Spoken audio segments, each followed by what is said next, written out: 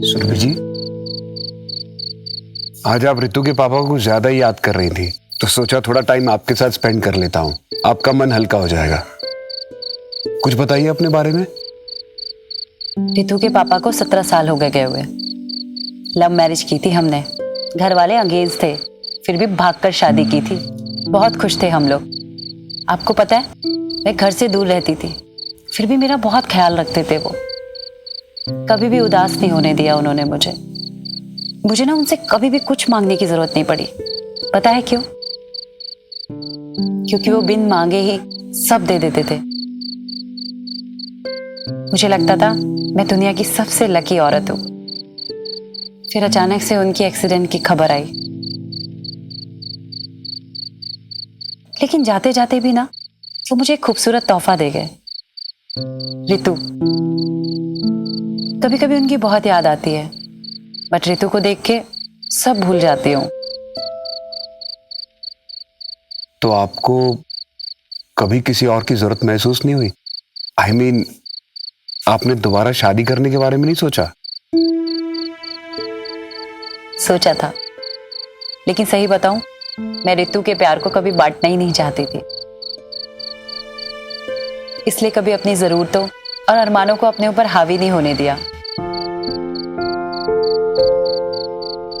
खैर मेरी छोड़िए, अपनी बताइए ना, आपने भी तो कभी शादी नहीं की। Same here. हमारी अरेंज मैरिज थी, लेकिन मेरे और सुधा के बीच ऐसी बॉन्डिंग थी जैसे हम दोनों एक दूसरे को कई जन्मों से जानते हो। उसे पाने के बाद मुझे ऐसे लगा जैसे मुझे सब कुछ मिल गया है। उसका मुस्कुराता हुआ चेहरा देखकर मैं अपने हर दुख, हर दर्द को भूल जाया करता था। क्या कुछ नहीं किया उसने मेरे लिए। वो मां बनना चाहती थी, लेकिन मुझे ऐसा लगता था कि अगर हमारा अपना बच्चा हो गया तो मेरा और सुधा का प्यार संजय के लिए बढ़ जाएगा। इसलिए मैं अपना बच्चा नहीं चाहता था, और उसने इस बात में मेरा साथ दिया। लाखों में एक थी वो। आज भी ऐसा कोई दिन नहीं जाता जब उसका मुस्कुराता हुआ चेहरा मेरी आंखों के सामने ना आए। आप ही बताइए, इतना प्यार करने वाली, इतना त्याग करने वाली बीवी की जगह कोई और ले सकता है क्या? वाकई में आपकी बीवी तो मिसाल थी, लेकिन कोई तो होगा ना जो आपकी भावनाओं को समझ सके, आपको समझ सके। और अब तो संजय की भी शादी हो गई है। I think you should move on. हाँ, पर अब कोई ऐसा कहाँ मिलेगा? आप खुद को ही देख लीजिए ना। आपने रितु के लिए क्या कुछ नहीं किया, और अब तो वो सेटल भी हो गई है, तब भी आप अपने बारे में नहीं सोच रही हैं। आई थिंक आप सही कह रहे हैं। हम दोनों की कहानी एक जैसी ही है। हम दोनों ही मूव ऑन नहीं करना चाहते। शायद हमें आदत हो गई है ऐसे तन्हा रहने की।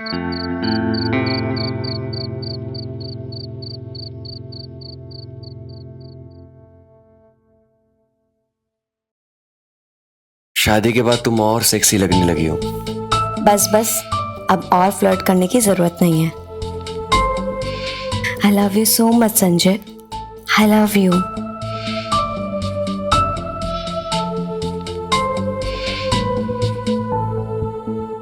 अच्छा विजय जी, बहुत रात हो गई है, सोने का टाइम हो गया। Good night.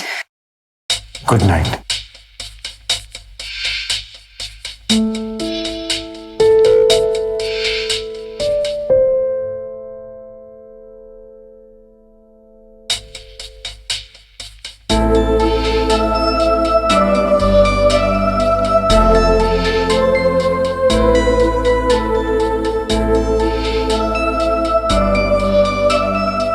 आपने दोबारा शादी करने के बारे में नहीं सोचा?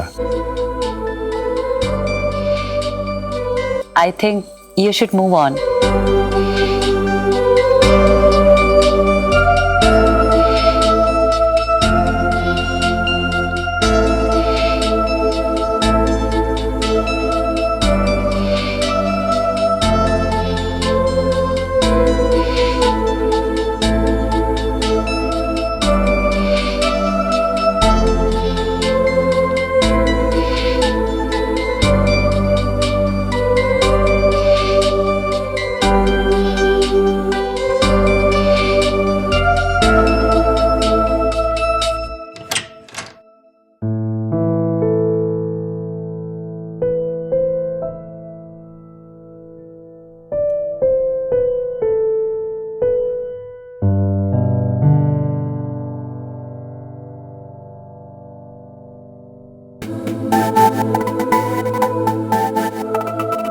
आज आप रितु के पापा को कुछ ज्यादा ही याद कर रही थी, तो सोचा थोड़ा टाइम आपके साथ स्पेंड कर लेता हूं।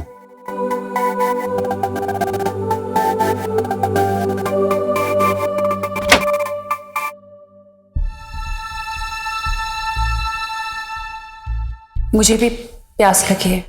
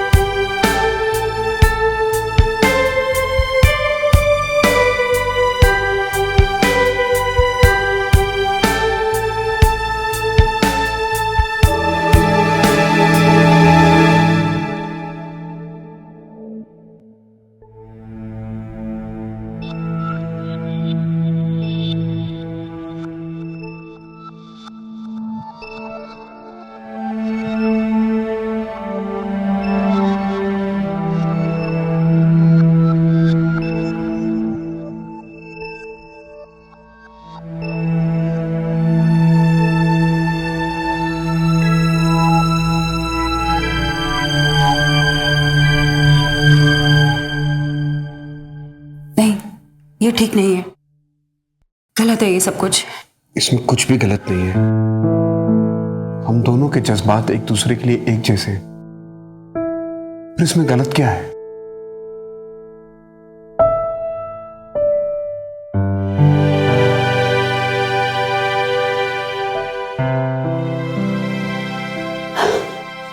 नहीं, गलत है।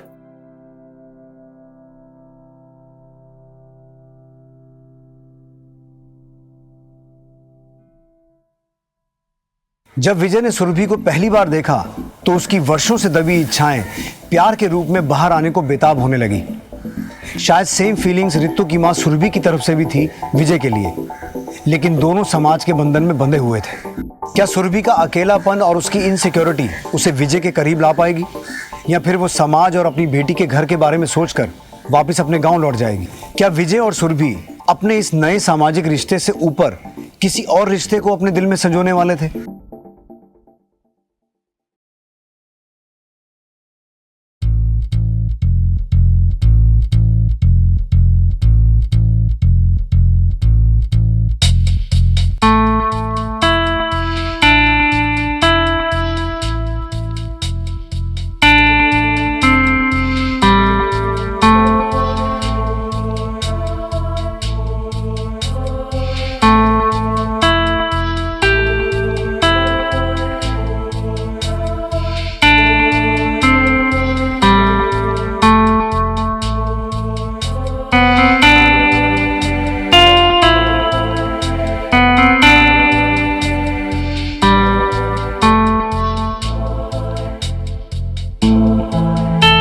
हम दोनों के जज्बात एक दूसरे के लिए एक जैसे,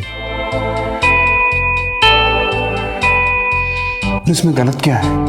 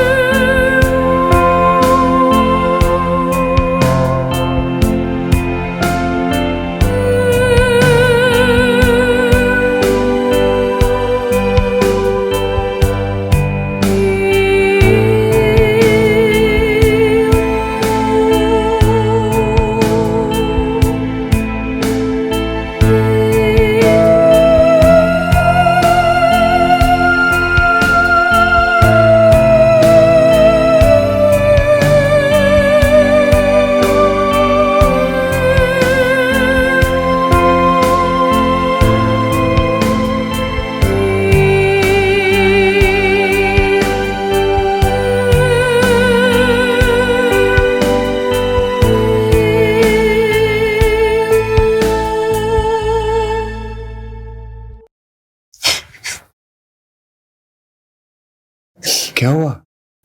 तुम रो क्यों रही हो? हम लोगों ने जो भी कुछ किया ठीक नहीं किया। अरे तुम फिक्र मत करो, सुबह सुबह उठ के रितु और संजय से बात कर लेंगे। दोनों समझदार है, समझ जाएंगे। लेकिन आप समझ नहीं रहे हो, हम दोनों का सामाजिक रिश्ता अलग है। तो तुम क्या मुझसे अलग होना चाहती हो? सुबह उठ के तुम रितु से बात करना, मैं संजय से बात करूंगा, सब ठीक हो जाएगा।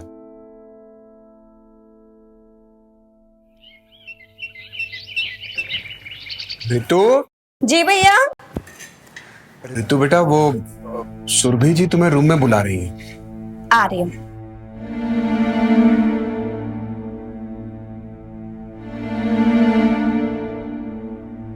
संजय, मुझे तुझसे कुछ बात करनी है। क्या बात करनी है भैया, बताइए। बेटा, मैं कह रही थी कि अब तेरी शादी भी हो गई है, तू सेटल भी है और तू बहुत खुश भी है। हाँ mummy, Sanjay is a very great husband, but mummy you are the best. Now tell me, बताओ क्या हुआ? मैं सोच रहा था कि तेरी शादी तो हो चुकी है, मेरी सारी टेंशन्स भी दूर हो चुकी हैं, तो मैं सोच रही हूँ कि मैं भी शादी कर लूं। सच? I am so happy mummy. सच में भैया, मैं ना बहुत ही ज्यादा खुश हूँ। अब पसंद आ गई क्या? कौन? वो मकान मालिक? अब भैया पहेलियां मत बुझाओ ना, अब बताओ ना कौन है वो? विजय जी। क्या? सुरभि जी? मतलब मम्मी जी से? भैया आपका दिमाग तो ठीक है ना? कैसी बातें कर रही हैं आप? आपने सोच भी कैसे लिया मेरे पति के भाई के साथ? छी! संजय, मेरी बात तो सुन। सुरभि जी भी अकेली है और वो अपनी बेटी के ससुराल में तो रहेंगी नहीं, तो सोचा। तो आपने सोचा कि अपनी बेटी के ससुराल को अपना ससुराल बना लूं? शर्म नहीं आई आपको? कैसी माँ हैं आप? आपने एक बार भी नहीं सोचा कि लोग क्या कहेंगे, रिश्तेदार क्या सोचेंगे? देख बेटा, मुझे किसी के सोचने से कोई फर्क नहीं पड़ता, मुझे सिर्फ तेरे सोचने से फर्क पड़ता है। हम लोगों ने शादी का फैसला कर लिया है। और आपकी शादी के बाद आपको किस रिश्ते से पुकारूंगी मैं? सासू माँ या भाभी? पूरी दुनिया में आपको और कोई नहीं मिला, मेरा ही घर मिला आपको। अरे इस रिश्ते के साथ मैं कैसे जीऊंगी? कुछ तो शर्म करी होती मम्मी। देख संजय, बात को समझने की कोशिश कर। अरे क्या समझने की कोशिश करो भैया, कि आपका दिमाग खराब हो गया या आप हवस में इतने अंधे हो गए हो कि आपको सही या गलत कुछ भी नहीं दिख रहा? मम्मी, मम्मी, एटलीस्ट बात तो सुनो। सुरभि जी,